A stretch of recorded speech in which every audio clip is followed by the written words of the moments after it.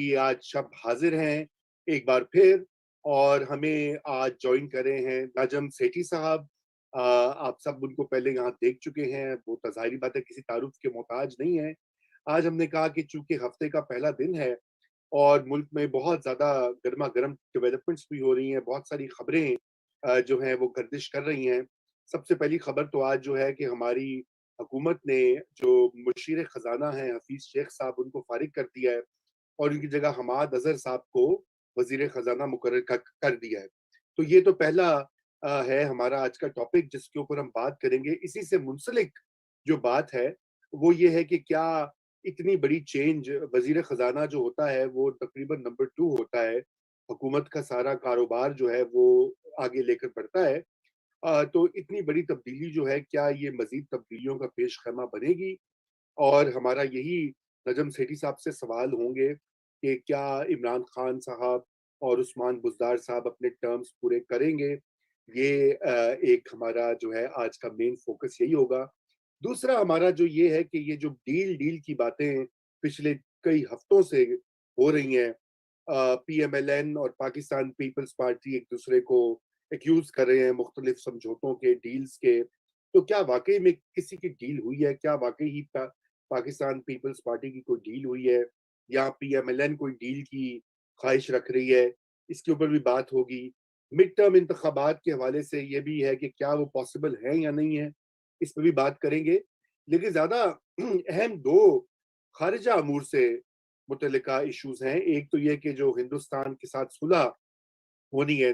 सैयदी साहब ने जुम्मे को एक कॉलम भी लिया, एडिटोरियल भी लिखा है। उन्होंने कहा कि ये सुलह उस वक़्त तक नहीं हो सकती, मामलात पीस नहीं बढ़ सकता जब तक पाकिस्तान का अपना हाउस इन ऑर्डर उसको ठीक नहीं करेंगे और वो उनकी एडवाइस भी उसमें शामिल है, ये भी बात होगी। और फाइनली कल से कंट्रोवर्सी जो है सोशल मीडिया पे वो बहुत ज़्यादा नुमायाँ हुई है और वो मुबैना तौर पे ईरान और चीन के दरमियान 25 साला एक समझौते पे दस्तखत हुए हैं और उसके ऊपर एक कमेंट रॉयटर्स ने कोट किया, जो कि उन्होंने एट्रीब्यूट किया चीन के वज़ीर ख़ारिजा पर कि हम उस तरह के ममालिक से डील नहीं करते जो कि एक फ़ोन कॉल पे अपना फ़ैसला बदल लेते हैं। बाद में ये बताया गया दीगर साथियों ने कि ये गलत एट्रिब्यूशन है, ये शायद ईरान के वज़ीर ख़ारिजा ने कहा है। बहरहाल ये मामला अभी क्लियर नहीं है, लेकिन हम इसके ऊपर भी बात करेंगे क्योंकि ये बहुत बड़ी पेशरफ्त है खित्ते में भी और आलमी लेवल के ऊपर भी।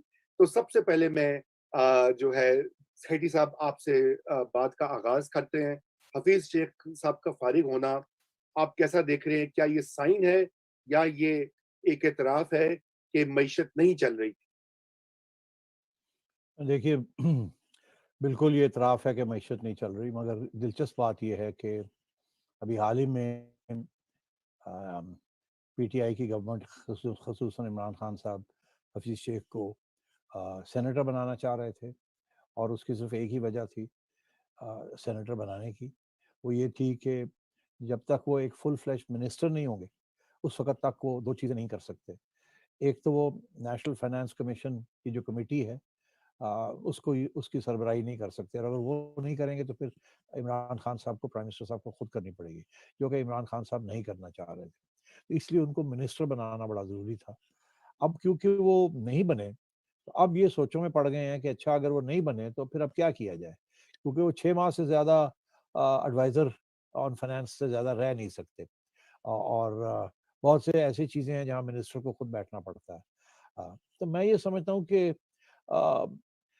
खान साहब ने अंदर कोई डीप थिंकिंग हुई है और वहाँ यही है कि जी इस वक़्त जो 2 सबसे अहम डेवलपमेंट्स हैं इस मुल्क के अंदर जो प्रॉब्लम्स चल रहे हैं वो यही है, एक तो महँगाई, लोगों की चीखें निकल रही हैं और दूसरा ये कि आपके जो कर्ज़े हैं वो इतने ज़्यादा हैं कि आपके पास अब खज़ाने में पैसे नहीं रहे, फ़ौज की डिमांड्स को पूरा करने के लिए, डेवलपमेंट बजट्स की डिमांड्स को पूरा करने के लिए, प्रोविंसेस को देने के लिए, लोकल गवर्नमेंट्स को देने के लिए, डेवलपमेंट फंड्स को देने के लिए वगैरह-वगैरह।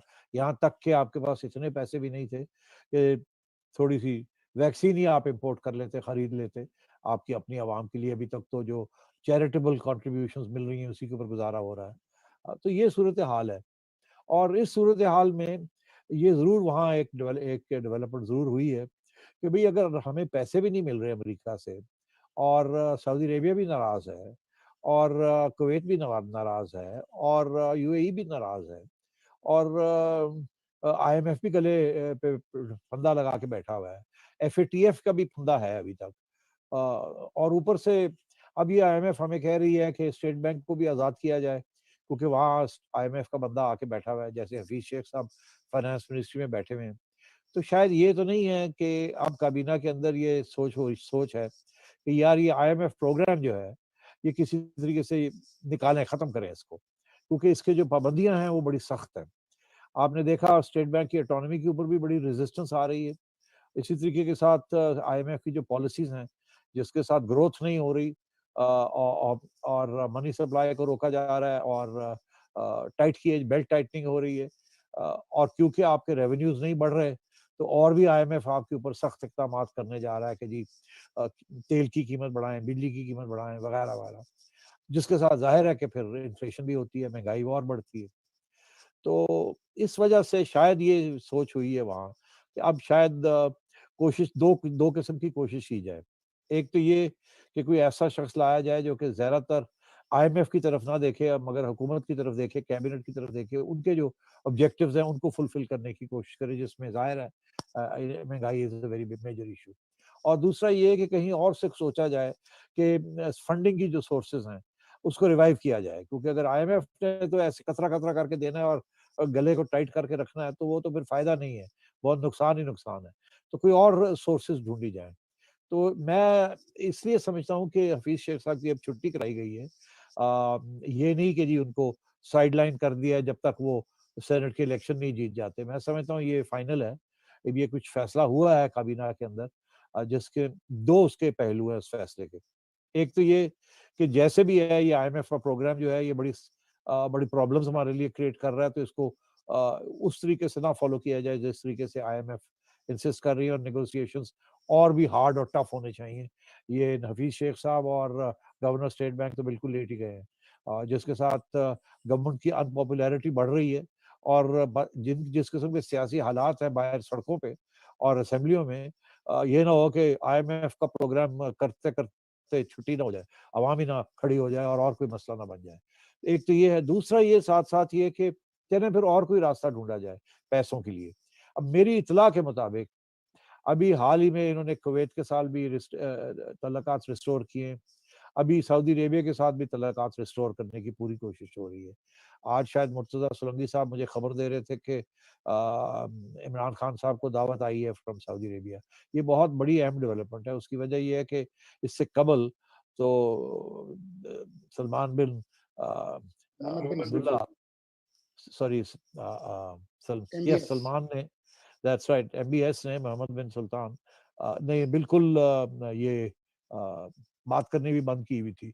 मुझे चिड़िया की खबर ये है कि जब वो आए थे पहले और खान साहब उनको ड्राइव करके लेके आए थे, तो उस वक़्त उन्होंने $18 बिलियन की कमिटमेंट की थी, जिसमें एक ग्वादर के अंदर कोई $10 बिलियन की भी इन्वेस्टमेंट थी और उसमें से कुछ भी नहीं हुआ।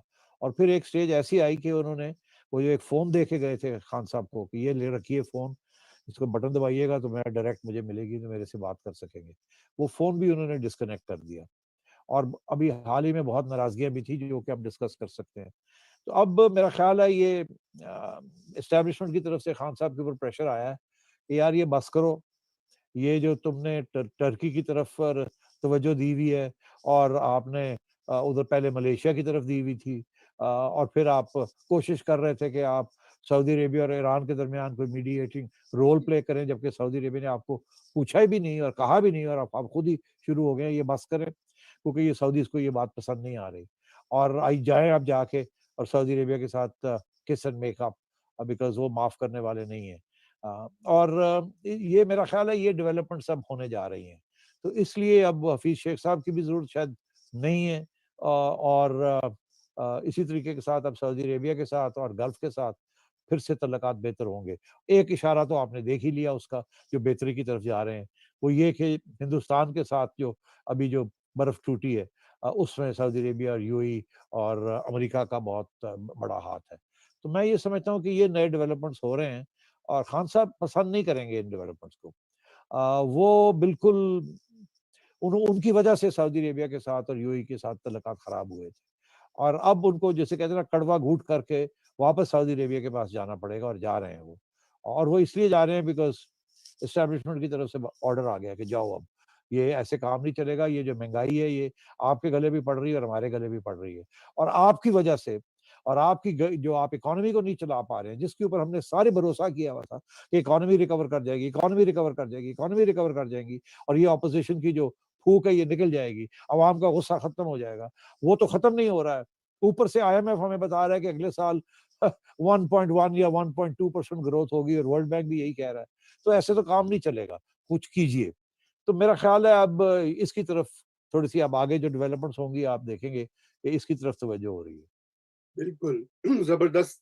सोलंकी साहब, सेठी साहब, आज की जो खबर थी वो यही थी कि वजीर आजम की मोहम्मद बिन सलमान से फोन पर गुफ्तगू हुई है।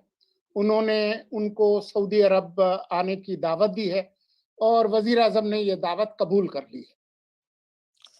बिल्कुल। जी हाँ, हाँ, आई थिंक एमबीएस अब जैसे कहते हैं उनको ठंडा किया गया है, और अब खान साहब को जाना पड़ेगा वहां जाके। और मैं आपको बताऊं वो नाराज किस बात से थे। मैं 1 साल से ये कह रहा हूँ कि जब ये खान साहब अमेरिका गए थे ना पिछले साल सितंबर में मेरा ख्याल है, जी तो जी। ये रास्ते में सऊदी अरेबिया रुके थे, और ये कमर्शियल फ्लाइट पे जा रहे थे, और सलमान साहब ने, एमबीएस ने इनको अपना जहाज दिया और कहा कि आप जाएं मेरे जहाज में। उस वक्त बड़े अच्छे तल्लुकात थे, और ये वहां गए। वहां जाके इन्होंने ये नई बात शुरू कर दी कि जी ईरान के साथ और सऊदी अरेबिया के दरमियान पाकिस्तान कोई मीडिएशन का रोल प्ले करेगा। साथ साथ उन्होंने ये बात कर दी कि जी मलेशिया, पाकिस्तान और तुर्की। टर्की कोई टेलीविजन बनाएंगे as an alternative Islamic response.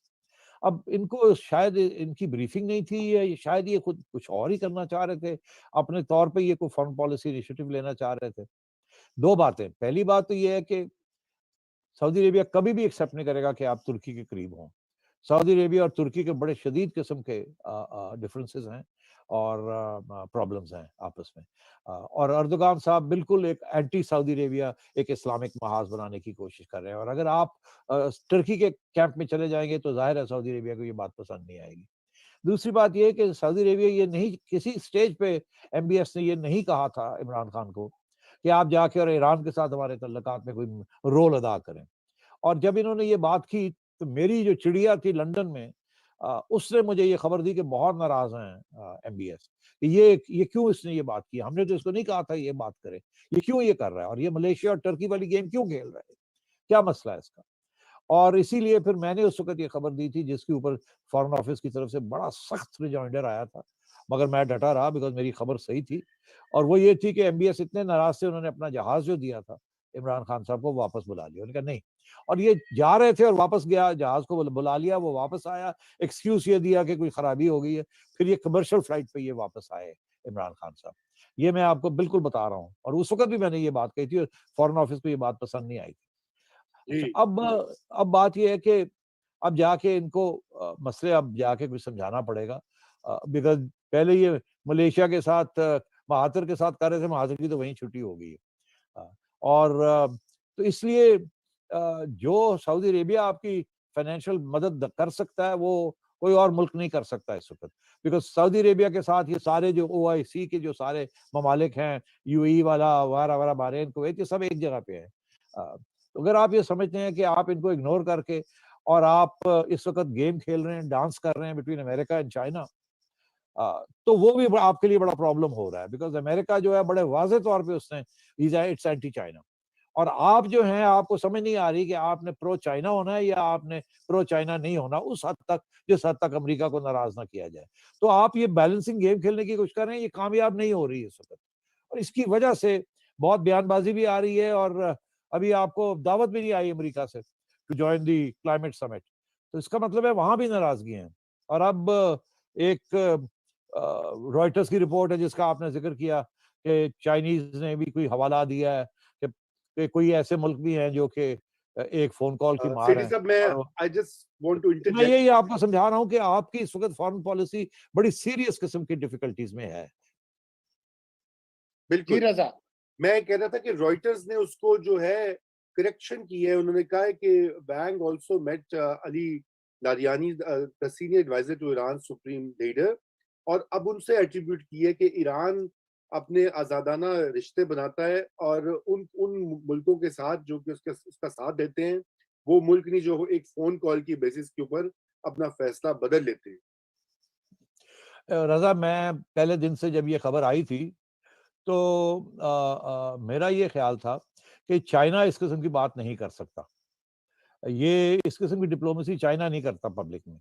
Chinese ने कहीं भी इस किस्म की डिप्लोमेसी नहीं की, और जी, स्पेशली जहाँ तक पाकिस्तान की बात है। क्योंकि बिल्कुल। पाकिस्तान ने अभी तक अमेरिकन प्रेशर पूरा एक्सेप्ट नहीं किया विज़-अ-वी चाइना।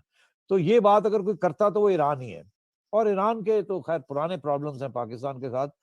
मुझे पता है इस बात का कि ईरान वाले ये समझते हैं कि पाकिस्तान एक किस्म का ट्रोजन हॉर्स है फॉर अमेरिका, और या सऊदी अरेबिया अ, अमेरिका का ट्रोजन हॉर्स है। मतलब है कि बिल्कुल कोई एतमाद नहीं है पाकिस्तान के ऊपर। वो समझते हैं ये फर्मली अमेरिकन कैंप में है, और उनके एक्सपीरियंस भी है ना बड़ा। आपको याद होगा जब ये ऑयल पाइपलाइन की बात हो रही थी, ईरान, पाकिस्तान, इंडिया पाइपलाइन की बात हो रही थी, तो ये वही एक फ़ोन कॉल ही थी ना, कि जी नहीं, आप ये पाइपलाइन नहीं बना सकते, नहीं तो आपको सैंक्शंस हम लगा देंगे। और ये कोई छुपी हुई बात नहीं है, और ये फ़ोन कॉल्स तो आती हैं, आपको पता ही है। 1998 में भी क्लिंटन की बड़ी फ़ोन कॉल्स आई थी कि जी, मगर उस वक़्त नवाज़ शरीफ साहब ने क्लिंटन की फ़ोन कॉल्स नहीं मानी थी बात उनकी। मगर उसके बाद आपने देखा 9/11 के बाद भी एक फ़ोन कॉल आई, और इन्होंने फ़ौरन, जैसे कहते हैं ना, इन्होंने अपने एयर स्पेस भी दे दी और अपने एयर बेसेस भी दे दिए। और इसी तरीके के साथ जब भी इनको फ़ोन कॉल आती है तो फिर वो अमेरिका से ही फ़ोन कॉल आती है, और कहीं से नहीं आती, और ये बिल्कुल मतलब ये अनफॉर्चुनेटली ये घिटने जो है टेक देते हैं। वो जी, उसका इशारा ईरान ही कर सकता है, क्योंकि ईरान नाराज़ है आपसे। ईरान के साथ आपने जितने भी प्रोजेक्ट्स बनाने की कोशिश की है, वो कामयाब नहीं हुए। चाइना ने, इंडिया ने कुछ हद तक ईरान के ऊपर जो एम्बार्गो लगाया हुआ था अमेरिका ने, उसको भी तोड़ने की कोशिश की, और कुछ हद तक कामयाब भी रहे। मगर आप तो बिल्कुल, आपने तो किसी किस्म की कोई पेशेंस आगे बढ़ने की बात नहीं की ईरान के साथ। तो Iran is unhappy with you. तो ये कहना कि जी आप कोई ईरान और सऊदी अरेबिया के दरमियान कोई रोल प्ले कर सकते हैं, ये भी हमाकत थी बिल्कुल, स्टुपिडिटी थी। तो अब आप देख लीजिए, ईरान के जो इंटरेस्ट्स हैं चाइना के साथ, via Pakistan, via the belt initiative and the CPEC, वो चाइना प्रोटेक्ट करेगा। आप देख ही रहे हैं किस तरीके के साथ कितने लंबे चौड़े 25 साला प्रोग्राम, $400 बिलियन के वो प्रोग्राम है। चाइना, ईरान की सारी जो ऑयल है, China will be buying a lot of its oil. इस तरीके के साथ चाइनीज इकोनॉमी भी अमेरिका के सैंक्शन से बचेगी और गिराव से बचेगी, और उधर ईरान भी इसी तरीके के साथ बचेगा। तो उसलिए Pakistan is an important player, मगर पाकिस्तान को मीडिएट करने के लिए चाइना होगा, ईरान नहीं कर सकेगा। Right, right. सेठी साहब, आप ईरान और चीन और सऊदी अरब से पाकिस्तान वापस लैंड कर जाएं, क्योंकि पीडीएम जो है वो मसाइल का शिकार हो गई है। और ये चले थे हुकूमत ढाने और असेंबलियां तोड़ने और इस्तीफा देने। अब जो है वो एक दूसरे के खिलाफ गोलाबारी शुरू हो गई है, और वो भी पब्लिक लेवल पे शुरू हो गई है। जो मरियम ने कहा, जो बिलावल ने कहा, एक दूसरे के हवाले से। तो अब बात ये है कि ये अब बात सामने आ गई है कि पीपल्स पार्टी चाहती है कि पंजाब के अंदर तब्दीली आए, और उसके बाद जो है वो मरकज़ में आए। तो इस तब्दीली के कोई आसार हैं? नहीं, उसकी वजह ये है कि ये बिल्कुल एस्टेब्लिशमेंट की आज से नहीं, पूरे 1 साल से कोशिश हो रही है, और ये मुझे इल्म है इस बात का। ये मैं नॉलेज से कह रहा हूँ कि बुज़दार साहब की छुट्टी कराई जाए और यहाँ कोई कॉम्पिटेंट एडमिनिस्ट्रेटर लाया जाए। इमरान खान साहब नहीं मानते। अच्छा, उसकी फिर बेसिस ये था कि अच्छा, फिर चीफ मिनिस्टर को और ना लगाएँ, chief secretary, IG, principal secretary to CM, ये इन चीज़ें, इनको तब्दील किया जाए, इनसे काम लिया जाए। मगर वो भी उन्होंने करके देख ही लिया। आपने देखा 6-6, 5-5 सीनियर अफ़सर जो हैं, पीएस, सीएम, वो भी छुट्टी हो जाती है, आईजीपी की हो जाती है, चीफ सेक्रेटरी की हो जाती है, कोई आ रहा है, कोई जा रहा है, ये तो लगा हुआ है वहाँ, और वो मसले हल नहीं हो रहे। अब एस्टेब्लिशमेंट ने पहले हाथ रखा था अलीम खान साहब के ऊपर। इमरान खान साहब ने फ़ौरन नैब को कह के उनको अंदर करा दिया। उसके बाद एस्टेब्लिशमेंट ने सोचा चलो फिर चौधरियों के साथ ज़रा गेम चलाते हैं। इमरान खान साहब ने नैब के ज़रिए चौधरियों को बुला बुला लिया। इमरान एस्टेब्लिशमेंट ने शहबाज शरीफ साहब के साथ बात करने की कोशिश की। इमरान खान साहब ने उनको जेल में डाल दिया। इमरान, तो मैं ये आपसे कह रहा हूँ कि इमरान खान साहब भी ऐसे हेल्पलेस नहीं है, वो भी एक अब सियासी खिलाड़ी बन चुके हैं। उन्हें भी पता है कि अगर उन्हें एस्टैब्लिशमेंट की जरूरत है तो एस्टैब्लिशमेंट भी इस किस्म के प्रॉब्लम्स फेस कर रही है कि वो इमरान खान साहब को छोड़ नहीं सकती अभी, क्योंकि छोड़ने के लिए उसको कोई ऑप्शन चाहिए।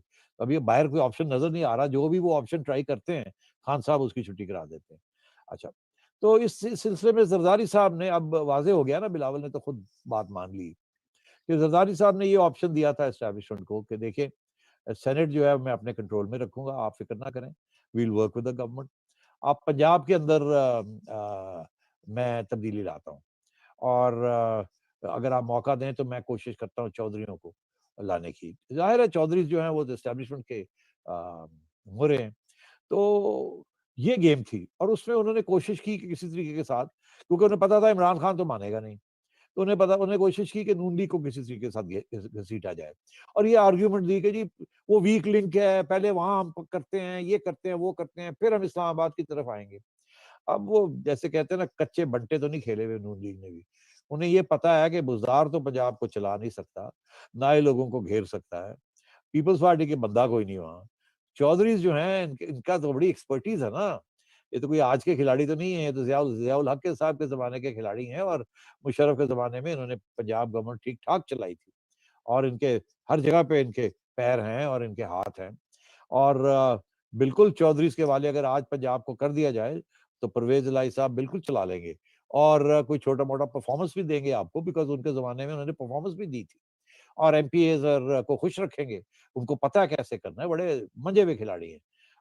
और ये जो छोटी-छोटी करप्शंस जो कि बदनामी आ रही है पंजाब की गवर्नमेंट को, वो सब खत्म हो जाएँगी। अ, बड़ी बातें तो फिर हर ही जगह पे होती हैं, मगर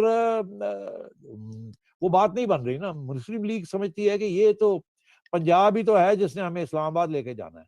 अब पंजाब जो है वो हम एस्टैब्लिशमेंट के हवाले कर दें जिसने हमें बाहर निकाला हुआ है। तो चौधरीज़ के हवाले करना तो यही है ना कि चौधरीज़ फिर उनके लोग तोड़ना शुरू कर देंगे। कुछ लोग पीटीआई के तोड़ेंगे, कुछ लोग इधर तोड़ेंगे, वो एक नई वो क्यू लीग फिर से बाहर आ जाएगी। आपको तो पता है पंजाब का, जो पावर में हो उसकी तरफ ग्रेविटी लेके जाती है लोगों को। तो इसलिए नून लीग ने कहा सवाल ही पैदा नहीं होता।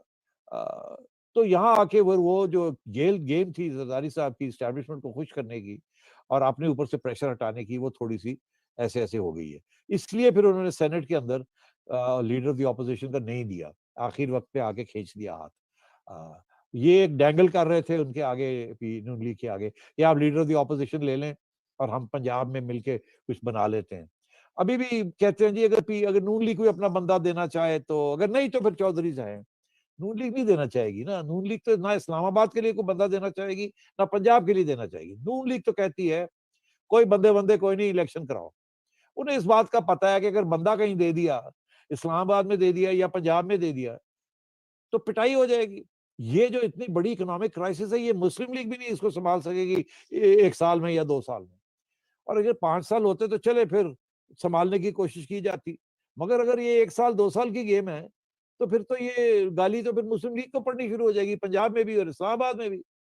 तो फिर जो आगे जाके जब इलेक्शन का वक़्त आएगा तो उस वक़्त तो कोई खड़ा नहीं होना, मुस्लिम लीग के साथ कोई खड़ा होगा। पता नहीं कौन किसी और को ये खड़ा कर देते हैं, कोई और पार्टी ले आते हैं या कुछ और ड्रामा हो जाता है इनके खिलाफ।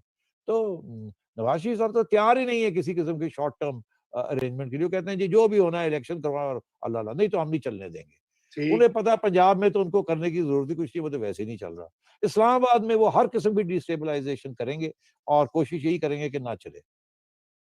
जी, सेठी सेठी साहब साहब ये अभी सेठी इससे साहब पहले कि ये अभी जी, जी बोलिए रज़ा। नहीं, मैं कह रहा हूँ इससे पहले कि अब हम दूसरी पीपीपी की बात करें, मेरा एक फ़ॉलो-अप क्वेश्चन है आपसे और ये पॉइंट बड़ा अहम है कि अगर पीएमएलएन देखिए, बात ये है कि इस राउंड में तो एस्टेब्लिशमेंट जीत गई है। उन्होंने पीडीएम को अंदर स्प्लिट जो है, वो आ गई है, पीडीएम का वो फ़ोर्स तो नहीं रहा। आई मीन आप जो भी कहें इमरान खान जीते हैं या एस्टेब्लिशमेंट एक ही बात है। तो अब सवाल ये पैदा न होता है न कि लॉन्ग क्या मार्च हुआ, न इस्तीफे हुए ना इस्तीफे हुए? और बीच जी। में पीडीएम ही टूट गई। झगड़ी गई, बिल्कुल। तो सेठी साहब ये बताएँ कि अब अगली स्ट्रैटेजी ये नहीं होगी कि पीएमएलएन के अंदर उसमें स्प्लिट लाया जाए? देखिए ना, एक स्प्लिट तो पीडीएम में आ गया है। अब पंजाब में जो आप बात कर रहे हैं कि पंजाब में वो बड़े स्ट्रॉन्ग हैं और वो हवाले नहीं करना क्यू को नहीं देंगे। तो ज़ाहिर बात है एस्टेब्लिशमेंट ये भी तो देख रही होगी ना कि किस तरह इनके अंदर से ग्रुप्स निकाले जाएँ। जी हाँ, देखें बिल्कुल, ये आज की कोशिश नहीं है, तो पहले की कोशिश है। शहबाज शरीफ साहब को तो ऑफ़र हो चुका था। उनको तो ये ऑफ़र था कि आप और हमज़ा बिल्कुल ठीक-ठाक हैं। मरियम और नवाज़ शरीफ नॉट एक्सेप्टेबल। इनको बाहर भेज देते हैं। इनको कहें 5 साल चुप रहें। आप हमारे साथ तावन करें और we will get on with it. ये तो 100% पता है हमें। तो हुआ क्या? खान साहब ने कहा नहीं ये भी मुझे नहीं एक्सेप्टेबल। ये क्या बात हुई? तो खान साहब ने फिर जैसे कहना है वो जो डिवाइड एंड रूल करना चाह रही थी एस्टेब्लिशमेंट, शरीफ ब्रदर्स को डिवाइड करना चाह रही थी, वो फिर कामयाब इसलिए नहीं हुई कि उन्होंने शहबाज शरीफ साहब को इमरान खान ने नैब के ज़रिए जेल में डाल दिया। तो फिर नवाज शरीफ साहब कहने लगे हुण दस, तो मैं किया सी हुण दस। तो फिर वो शहबाज शरीफ साहब अब चुप हैं बेचारे, वो क्या करें? वो पिट गई उनकी लाइन और इमरान खान साहब ने इंटरवेंशन करके वो लाइन एस्टेब्लिशमेंट जो डिवाइड करने की कोशिश करी थी। इमरान खान साहब कहते हैं भाई आप इस डिवाइड करके मेरी भी छुट्टी करानी है ना आपने। आप अगर इमरान नवाज शरीफ और मरियम की छुट्टी करा रहे हैं एक तरफ, तो इसका मतलब है मेरी भी छुट्टी करा रहे हैं, किसी और को लाने की कोशिश कर रहे हैं। तो ना वो इमरान खान साहब को वो तस्लीम वो करते हैं, कबूल है, ना वो मरियम और नवाज शरीफ साहब को है। तो ये तो मामला ऐसे ही चलेगा जब तक नहीं चलेगा। अब वहां बात हो सकती है कि कब तक चलेगा और कब तक नहीं चलेगा। ये मगर यही सवाल है। एस्टेब्लिशमेंट की बिल्कुल कोशिश आपने सही कहा, अभी तक भी लगी हुई है। अभी मैं ये जो यही अर्ज़ कर रहा हूँ। बेले-चले हुई हैं, अभी भी जी, जो बेले-चली हुई हैं, जिसकी तरफ इशारे दिए जा रहे हैं, अभी भी पूरी कोशिश है कि किसी तरीके के साथ पंजाब में कोई तब्दीली की जाए, और मगर पंजाब उनसे छीन लिया जाए और वहाँ एस्टेब्लिशमेंट के डायरेक्ट मोहरे आ जाएँ, या वो तो आ जाएँ जो कि तावन करने के लिए तैयार हैं, जैसे एनएस ज़रदारी साहब करने के लिए तैयार हैं। तो एनएस यही मेरी बात है। देखिए ना प्ले बुक आपको पता है कि ये एक प्ले बुक है। 50s से, 60s से, 70s से तो इसमें कोई इन्फॉर्मेशन की ज़रूरत भी नहीं होती। आपको पता है कि उन्होंने अगला क्या मूव करनी है। अब सवाल ये कि ये कब तक पार्टी जो है नवाज़ शरीफ के साथ टिकी रहेगी। ये जो इलेक्टेबल तबका है, देखिए ना एक तो उसका कोर लॉयलिस्ट है नवाज़ शरीफ का। एक इलेक्टेबल का भी तो एक ग्रुप है ना इस पार्टी के अंदर जो देखेंगे अगर अगला इलेक्शन 2023 में भी नहीं मिल रहा इक़्तिदार शरीफ बिरादरान को, खुसूसन नवाज और मरियम को, तो फिर वो तो इधर-उधर हो जाएँगे। सेठी रज़ा साहब देखिए, अभी सेठी वो साहब सिचुएशन नहीं आई। जी, सेठी साहब, जी। इससे पहले कि आप इनके बात का जवाब दें, इस पूरी सिचुएशन में एक नई कॉम्प्लेक्सिटी पैदा हो गई है। वो ये हुई है कि सुप्रीम कोर्ट ने लोकल गवर्नमेंट को बहाल कर दिया और उसमें उनके पास कोई 9 महीने हैं। तो लोकल गवर्नमेंट जो है वो तो अमलन पीएमएलएन के लोग हैं पूरे पंजाब में। तो उनको वो काम करने देंगे, नहीं देंगे? अगर वो काम करते हैं तो बुज़दार की हुकूमत चलेगी या नून की लोकल गवर्नमेंट चलेगी? अब आपने 2 सवाल इकट्ठे कर दिए। वो पहला जी, सवाल क्या था जो उसका जवाब मैं देने वाला वो था? जी कि ये सब नवाज के पीछे खड़े रहेंगे कि नहीं रहेंगे? हाँ, हाँ, हाँ। पहले मैं उसका इलेक्टेबल जवाब दे दूँ फिर इधर आते हैं। ठीक है। देखिए, बिल्कुल इस वक़्त खड़े हैं साथ। अभी सूरत-ए-हाल ये है कि कोई और ऑप्शन नहीं है, तो खड़े हैं। मगर साथ-साथ ये भी उन्हें एक बात का एहसास हो गया है कि अवाम जो है वो अब वो जो पुराना जो था ना कि यार एस्टेब्लिशमेंट को ना कुछ करो, उनको ना करो, उनको ना करो। अब मियाँ साहब ने वो जैसे कहते हैं रेड लाइन क्रॉस कर दी। अच्छा, रेड लाइन क्रॉस करने के अब ये खतरा था कि शायद वहाँ अवाम इसको पसंद नहीं करेगी बात को। मगर हुआ उल्टा है इसका। अवाम ने इस बात को पसंद कर लिया। मरियम जब बाहर निकलती है तो वो उसका एविडेंस है कि अवाम ने बात पसंद कर ली और वहीं से वो उसी वक़्त से ये वाह-वाह शुरू हो गई है मियाँ साहब की। एक किस्म की रिवाइवल हो गई है। मियाँ साहब जब बाहर चले गए थे तो डाउन हो गया था सारा कुछ। मरियम जब जेल में थी तो डाउन हो गया था। मगर जब मियाँ साहब ने ये बात कह दी, नाम ले दिए और कह दिया, तो उसके बाद फिर अब मैं समझता हूँ कि उनका ग्राफ फिर रिवाइव हो गया। और उसका जो सबसे इम्पोर्टेंट असर पड़ा है, जो आपका सवाल है, वो ये कि जितने मैंने जो बातें की हैं पीपल्स नून लीग के एमएनएज़ के साथ और एमपीएस के साथ, जो उस कैटेगरी में फॉल करते हैं जिसका हवाला आपने दिया है। डामक इलेक्टेबल्स। डोल, प्रो एस्टैब्लिशमेंट, कंजर्वेटिव, यार मियाँ की कर रहा है, मरवा देगा, यू नो दोज़ गाइज़। वो सारे के सारे जो है ना कहते यार हुण ते चारा कोई नहीं, हुण मियाँ दे नाल ही टिकना है। अब बात ये है कि this is a very major transformation. Because वो कहते हैं जी अब ठीक है फिर अब जेल ही काटने कोई बात नहीं, अब 2.5 साल तो काट ही लिए हैं, साल 1.5 साल और भी काट लेंगे। अवाम मियाँ दे नाल है हुण खत्म करो। बिकॉज़ अवाम जो है वो पंजाब के अंदर तो बिल्कुल इमरान खान साहब का एमपीए जो है या एमएनए अपनी कंस्टिट्यूएंसी में जाके शक्ल नहीं दिखा सकता। तो अब ये सिचुएशन है, तो वो जो MNAs MPs हैं वो भी इस बात से पता है, उन्हें ये पता है इस बात का कि जितना कुछ होना था वो तो हो गया नून लीग के खिलाफ, और क्या कर लेंगे बाहर। अलबत्ता ये जरूर है कि शायद कोई चांस बन जाए, शायद कोई दराड़ आ जाए between Imran Khan and establishment, कोई और रास्ते निकल आए, शायद मियां साहब इधर उधर से कोई रास्ता निकाल लें, शायद अवाम ही खड़ी हो जाए और ऐसा एक तूफान आ जाए कि एस्टेब्लिशमेंट को पीछे हटना पड़े, इमरान खान साहब की छुट्टी हो जाए। और अगर वर्स्ट केस सिनारियो है तो चलो फिर देखा जाएगा, जब इलेक्शन आएगी तो फिर ये बातें सोचेंगे कि किसका टिकट लेना है और किसका टिकट नहीं लेना। अगर उस वक्त ऐसे लगा कि मियां साहब जो है वो तकड़े हैं और एस्टेब्लिशमेंट के लिए रिगिंग करना मुश्किल है, तो फिर ये खड़े रहेंगे। और अगर ऐसे लगा कि नहीं, एस्टेब्लिशमेंट ने और भी टर्न द स्क्रूज किए ऑन ऑन नून लीग और उड़ा के रख दिया और ये कर दिया और वो कर दिया, तो चलो फिर बैठ कर let's go and find a seat जहां हम जीत सकते हैं। तो वो अभी स्टेज आई नहीं है, इसलिए इस स्टेज पे ये कहना कि क्या वो अब छोड़ने के लिए तैयार है, बिल्कुल छोड़ने के लिए तैयार नहीं। Right, right. सोलंकी साहब आप प्लीज कंटिन्यू, आप वो पीपीपी वाला सवाल करें। वो दूसरा सवाल, जी जी, वो वंस अगेन वो आपका क्या सवाल था? लोकल गवर्नमेंट जो लोकल बहाल बॉडी। हो। अच्छा, अब ये एक बड़ी नई डेवलपमेंट होगी ना, ये बड़ी जबरदस्त डेवलपमेंट कि इसकी तवक्को नहीं थी कि सुप्रीम कोर्ट ये पोजीशन लेगा। अब वो लोकल बॉडीज उन्होंने बहाल कर दी, उन्होंने ये भी कहा कि ये तो, और ये पंजाब के लिए बड़ा अहम है और केपी के लिए बड़ा अहम है, बिकॉज पंजाब में तो सारे 95% जो लोकल बॉडी के लोग थे वो तो सारे नून लीग से, नून के थे। तो वो तो अब बहाल हो गए। अब इनकी पूरी कोशिश होगी कि किसी तरीके के साथ उनको बहाल, डिफैक्टो बहाल, डी जूरे तो हो गए हैं ना कानूनी तौर पे, मगर उनके हवाले कुछ ना दिया जाए। मगर वो तो एजिटेशन होगी, वहां लड़ाई झगड़े होंगे और ब्यूरोक्रेसी बिल्कुल पिस जाएगी इन द मिडिल। इस वक्त तो ब्यूरोक्रेसी के जरिए सारी एलोकेशन हो रही है ना, डेवलपमेंट की, फंडिंग की, ये वो ब्यूरोक्रेसी कंट्रोल कर रही है सारा कुछ। और ब्यूरोक्रेसी को सेंट्रल पंजाब की सेक्रेटेरिएट कंट्रोल कर रही है, चीफ मिनिस्टर कंट्रोल कर रहा है, principal secretary to chief minister कर रहा है, चीफ सेक्रेटरी कर रहा है, IGP कर रहा है, पुलिस पोस्टिंग वगैरह वगैरह जो MPS का जो काम होता है। अब वहां तो तजाद शुरू हो जाएगा, वहां तो लड़ाई झगड़े शुरू होंगे। वो और बात है कि सिर्फ 9 महीने के लिए है ये, मगर अगर उसके बाद भी ये इलेक्शन कराएंगे तो वो तो फिर नून लीग स्वीप कर जाएगी। तो ये तो जिसे कहते हैं ना, दिन ब दिन एक डेड एंड में जा रहे हैं। अब और ये एस्टेब्लिशमेंट को इस बात का एहसास है, मगर वो उनके भी हाथ पैर बंधे हुए, वो कह रहे हैं उनकी करिए ऐसी। अब वो कोई ऐसे फैसले सुप्रीम कोर्ट के आ जाते हैं कि आप क्या कर सकते हैं उनके बारे में, डिले कर सकते हैं, मगर इवेंचुअली तो करना पड़ेगा। तो अभी ये 9 महीने तो ये है, उसके बाद फिर लोकल बॉडी के इलेक्शन है।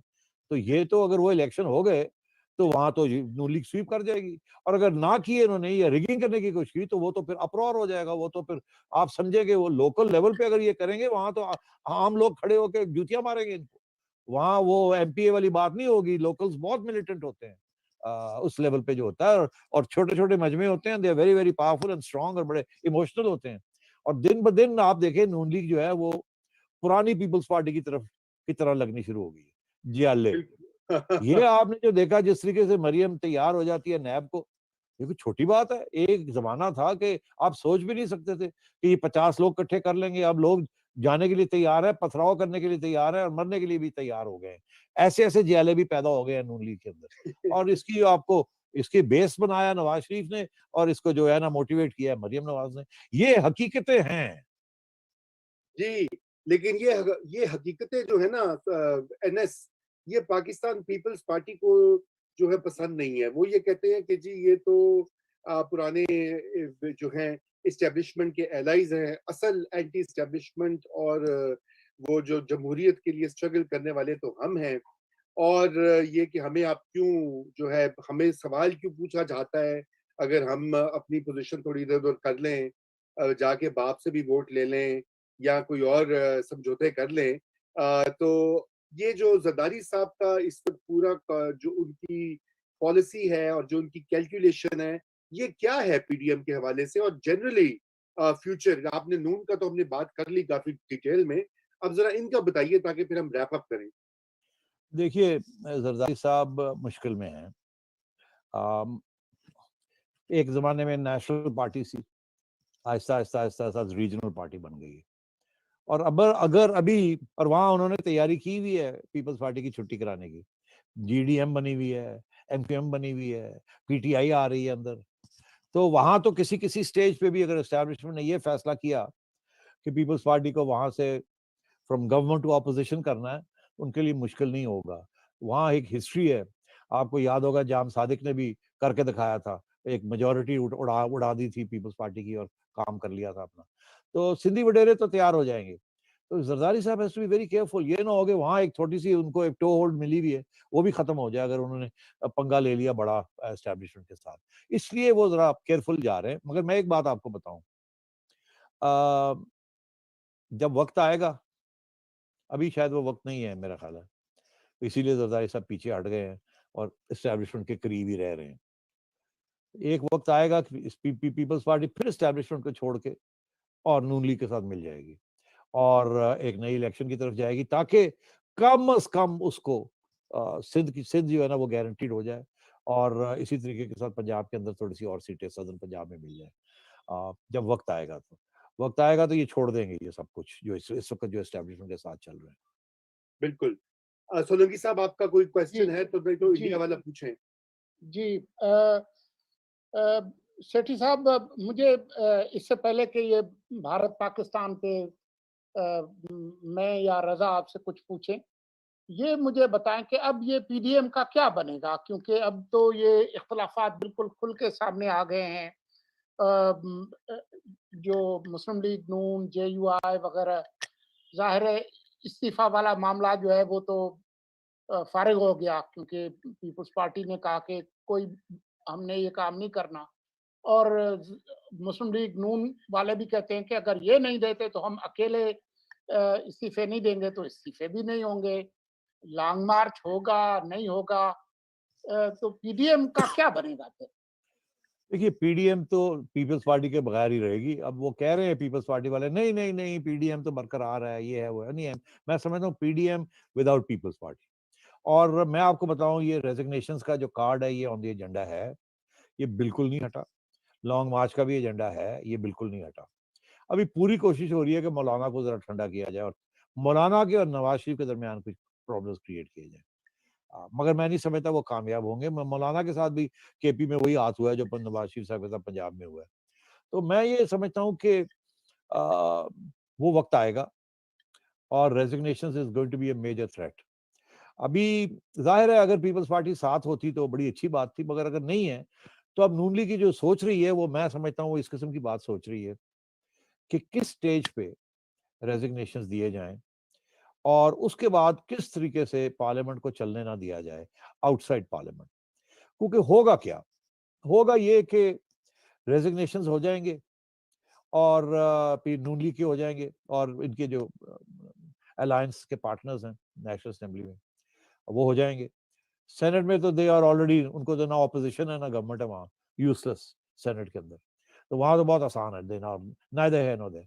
असेंबली के अंदर इमरान खान साहब तो बात करने के लिए तैयार नहीं है with the leader of the opposition. बहुत से मैं एग्जांपल्स आपको दे सकता हूँ अंदर की कहानियां, मगर चलें छोड़े इस बात को, आज नहीं किसी वक्त और। तो फिर पीपल्स पार्टी को ये रोल अदा करना पड़ेगा वहां। मगर मैं आपको एक बात बताऊं, जैसे एस्टैब्लिशमेंट लॉन्ग टर्म में पीपल्स पार्टी और जरदारी साहब को बिल्कुल ट्रस्ट नहीं करती। इनफैक्ट एक स्टेज थी कि ज्यादा नफरत थी पीपल्स पार्टी से बनिस्बत नवाज लीग। और इमरान खान किसी स्टेज पे भी पीपल्स पार्टी को पैर नहीं जमाने देगा और एस्टैब्लिशमेंट के करीब नहीं होने देगा। तो ये अगर तो इमरान तो नवाज शरीफ साहब ये नहीं सोचेंगे यार हम छोड़ देते हैं पार्लियामेंट और फिर पीपल्स पार्टी वहां और ये मिलके ये कर लेंगे, वो कर लेंगे, ये कर लेंगे ना।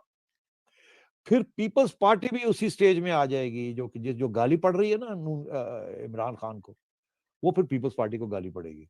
Because they will be seen as part of the government ना, they will not be seen as an opposition. और ये जो सारे इक्वेशंस जो बनने जा रहे हैं ना, ये सारे जब अगली इलेक्शन आएगी ये ओवरटर्न हो जाएंगे कि जी वो अलायंस बना रहे हैं, ये कर रहे हैं, कोई थोड़े से फंड ले रहे हैं, फारग हो जाएंगे। इलेक्शन आई नहीं, रियल इलेक्शन, और फिर आप देखिएगा ये जो सारे जो बन रहे हैं सब उड़ जाएंगे, अवाम will come back into the equation. तो मैं नहीं समझता कि this is a major issue for Nawaz Sharif. वो जब वक्त आएगा वो रिजाइन की बिल्कुल ऑप्शन उन्होंने अपने पास रखी हुई है and he may well use it. और उसके बाद वो बाहर नहीं चलने देंगे। हो सकता है बजट के वक्त ये करें, क्योंकि आपको पता है अभी अभी हमने शुरू में यही तो डिस्कस किया है कि इकोनॉमी नहीं चल रही, महंगाई हो रही है, जॉबलेसनेस हो रही है, बड़ी आवाम में गुस्सा है, किसी वक्त आवाम फट सकती है, कहीं ना कहीं कुछ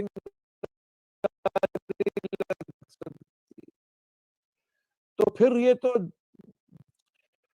तो वो बाहर आ गई ना बात, चलो जी जेल चले और लड़ाई करें और लड़ाई झगड़े करें। और क्योंकि कोई इम्कान नहीं है इकोनॉमी इंप्रूव करने का, कोई इम्कान नहीं है पंजाब की हुकूमत बेहतर होने का, और कोई इम्कान नहीं है कि मीडियम टू लॉन्ग टर्म में एस्टैब्लिशमेंट जरदारी साहब को मजबूत होने देगी या इमरान खान उनको मजबूत होने देगा। इसलिए ये चीज चल ही नहीं सकती। बड़ी इंटरेस्टिंग आपने ये बात कही है कि ये हालात ही ऐसे हैं कि they will have to work together. Sethi साहब, हमारा आखिरी 1 मिनट रह गया हुआ है आज के प्रोग्राम का, तो आप ये जो इंडिया के साथ पीस ओवरचर्स हैं, जिनका आपने उसके ऊपर एडिटोरियल भी लिखा है, आप ये बता दीजिए कि आप ये समझते हैं कि ये एफर्ट सीरियस है, इसके नताइज निकलेंगे, और अगर निकलते हैं तो क्या क्या कंडीशंस होनी चाहिए पाकिस्तान में और हिंदुस्तान में कि ये पीस हम की तरफ बढ़ सकते हैं? देखिए, हम सब लोग जो हैं वे पीसनिक्स, हम तो चाहते हैं कि अमन हो। हम तो जनरल मुशर्रफ को भी हमने सपोर्ट किया था कि ठीक है जी, आप एक लॉन्ग टर्म सोल्यूशन कश्मीर की ढूंढें। अभी फौरी तौर पे कोई ऐसी सोल्यूशन हो जिसमें लड़ाई झगड़े ख़त्म हो और पीपल टू पीपल कॉन्टैक्ट्स हों, तजारतें हों, कारोबार हों, और टेंशन ख़त्म हो, लड़ाई झगड़े ख़त्म हो, और 50 साल के बाद जाके फिर कश्मीर का जो फाइनल कोर इशू है उसको आप हल कर लें। मगर अब हुआ ये कि वो अब मुश्किल हो गया ना। मगर अब बड़ी एक दिलचस्प बात है कि इस वक़्त जो पेशकदमी हुई है ये इंडिया की तरफ से हुई है। पाकिस्तान तो कब से कह रहा था कि हमसे बात कर लें, वो नहीं कर रहे थे, वो तो एक कदम करके आगे बढ़ रहे थे आपके खिलाफ। अब क्या हुआ है? अब ये जो कुछ हो रहा है ये इंडिया के हक में हो रहा है, कि पाकिस्तान को कुछ नहीं मिलेगा। पाकिस्तान जिस स्टैंड पे खड़ा था, वो स्टैंड अब बिल्कुल गिर चुका है। पाकिस्तान का मौक़िफ़ ये था कि हम तो बात भी करेंगे नहीं, जब तक आप आर्टिकल 370 को रिस्टोर नहीं करेंगे और स्टेटस को एंटी पे नहीं आएँगे। मुईद यूसुफ साहब ने ये एक दफ़ा नहीं बहुत दफ़ा कहा, हम कुछ भी नहीं करेंगे, ना हाई कमिश्नर रिस्टोर करेंगे, ना तजारत करेंगे, ना ये करेंगे, ना वो करेंगे। तो अब क्या हो रहा है? अब बातें शुरू हो गई हैं। हिंदुस्तान तो पहले भी, हिंदुस्तान ने तो तजारत नहीं बंद की थी, आपने की थी। हिंदुस्तान ने तो एम्बेसडर नहीं विड्रॉ किया था, हाई कमिश्नर आपने किया था। अब आप तैयार हो गए, अब आप कह रहे हैं जी एनवायरनमेंट फॉर पीस। अब आप बात ही नहीं कर रहे कि जी वो कश्मीर की जो बात है वो तो आपने, और अब अखबारों में मजमून आने शुरू हो गए हैं अब जियो एस्टैब्लिशमेंट के इकोनॉमिक्स लोगों की के। बात हो रही है। अब हाँ, जियो जियो इकोनॉमिक्स की इकोनॉमिक्स बात हो रही है, तो क्या 3 महीने पहले जियो इकोनॉमिक्स कहाँ थी? अब बात ये है, ये अमेरिका की तरफ से प्रेशर आया है और सऊदी अरेबिया की तरफ से प्रेशर आया है, बिकॉज़ उनके मफाद में the main issue is they are part of the India America alliance against China, और पाकिस्तान किसी खाते में नहीं है। बिल्कुल। तो इसलिए मैं ये समझता हूँ, और अफ़गानिस्तान के अंदर भी पाकिस्तान डिलीवरी नहीं दे सका। अफ़गानिस्तान अमेरिका का मतलब ये था कि आप हमें डिलीवरी दें, तालिबान को रोक के रखें और कहें कि आके बात करें जो हमारी टर्म्स हैं, वो नहीं कर सका पाकिस्तान, तालिबान नहीं सुनते हमारी बात। तो we are losers on all fronts, और इसलिए अब हमने इतनी हार्ड लाइन पहले ली हुई थी, इतनी हॉकिश लाइन ली हुई थी, और वो हुआ क्या कि अब आपके गले पड़ गई है। अब आप जैसे कहते हैं लेट गए हैं फ्रैंकली, और आपके जो सबसे ज्यादा लोग जो आपका जो गुस्सा चढ़ा हुआ है उनको, यार ये हमने क्या किया है, मगर क्योंकि वो इनिशिएटिव कहीं और से आ रहा है, एस्टैब्लिशमेंट की तरफ से आ रहा है, लोग बोल नहीं रहे हैं। मगर बात तो सीधी सी है, this is round 1 to India, इसमें आपको कोई खुश होने की जरूरत नहीं है। हम जैसे लोग जो कि चाहते हैं यार वो होता रहेंगे बाकी मसले, पहले तो आपको अमन तो करे ना, ताकि मगर नरेंद्र मोदी के साथ अमन, मैं पहले दिन से कह रहा हूं, जब इमरान खान साहब कह रहे थे कि जी इसके साथ अच्छे तल्लुकात होंगे, मैं कह रहा था ये तो फाशिस्ट है, ये नहीं करेगा, इसके और एजेंडे हैं, आप क्या कर रहे हैं। तो अब वही आप, अब नरेंद्र मोदी तो is playing a very fine game for the sake of India. उनके ऊपर बड़ा सख्त प्रेशर है, वो हम डिस्कस कर सकते हैं किस किस्म का प्रेशर है, तो उन्होंने तो प्रेशर रिलीव कर दिया, आपके ऊपर क्या प्रेशर था। तो अब अगली ये है ना, बार ये बात है। अगली बार इसको डिस्कस करेंगे बिल्कुल तफसील से। सेठी साहब, थैंक यू सो मच। नाज़रीन, आपने सुनी आज की जो सवाल जवाब और तबसरे, और यही है कि बेयकीनी का जो मौसम है सियासत में वो जारी है, और इस वक्त ज़रूरत है पाकिस्तान के अंदर एक नई, जिसे कहते हैं डील, ये वो वाली डील नहीं, बल्कि ये जैसे रूजवेल्ट ने कहा था, एक न्यू डील चाहिए पाकिस्तान को, जहाँ पे सारे एक्टर्स और स्टेक होल्डर्स मिलकर मुल्क मुल्क को खारजा पॉलिसी और माशी पॉलिसी और एक नई सियासत दे सके, उसके बगैर ये हालात इसी तरह जारी रहेंगे। थैंक यू सो मच और खुदा हाफिज। खुदा हाफिज़।